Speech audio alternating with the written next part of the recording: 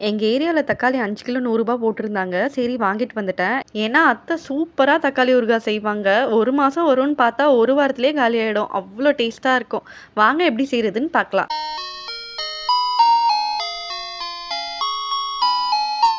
இப்போ ஒரு கடாயில 1 கப் நல்லெண்ணெய் ஊத்தி, பொடியா நறுக்குன 1 1/2 கிலோ தக்காளி போட்டு, இது கூடவே 1/2 ஸ்பூன் மஞ்சள் தூள், கொஞ்சம் உப்பு, 1/2 ஸ்பூன் வெறும் மிளகாய் தூள், 1 1/2 ஸ்பூன் குழம்பு மிளகாய் தூள் போட்டு நல்லா கலந்து விட்டுடலாம். இப்போ ஒரு லெமன் சைஸ் புளிய விதை நார் இல்லாம கிளீன் பண்ணி, இது கூட சேர்த்து நல்லா திக்காகிற வரைக்கும் கொதிக்க விட்டுடலாம். இப்போ அடுப்பு சிம்ல வச்சு கலந்து விட்டுக்கிட்டே இருக்கணும். நல்லா குழஞ்சு வரணும். இப்போ ஒரு கடாயில 1 ஸ்பூன் வெந்தயம், 1 ஸ்பூன் கடுகு, 5 காஞ்ச மிளகாய் போட்டு நல்லா வறுத்து ஜார்ல போட்டு அரைச்சு எடுத்துக்கலாம். இப்போ அரைச்ச பொடியை இது கூட சேர்த்து நல்லா மிக்ஸ் பண்ணி உப்பு காரம் செக் பண்ணி தேவைன்னா சேர்த்துக்கிட்டு எண்ணெய் பிரியிற வரைக்கும் வெயிட் பண்ணலாம். ஒரு கடாயில் எண்ணெய் ஊற்றி 2 காஞ்ச மிளகாய், கொஞ்சம் கடுகு, கொஞ்சம் வெந்தயம், ஒரு 20 பல்லு பூண்டு, 1/4 ஸ்பூன் பெருங்காயத்தூள் போட்டு நல்லா கலந்துட்டா செம்ம டேஸ்டியான தக்காளி ஊறுகாய் ரெடி.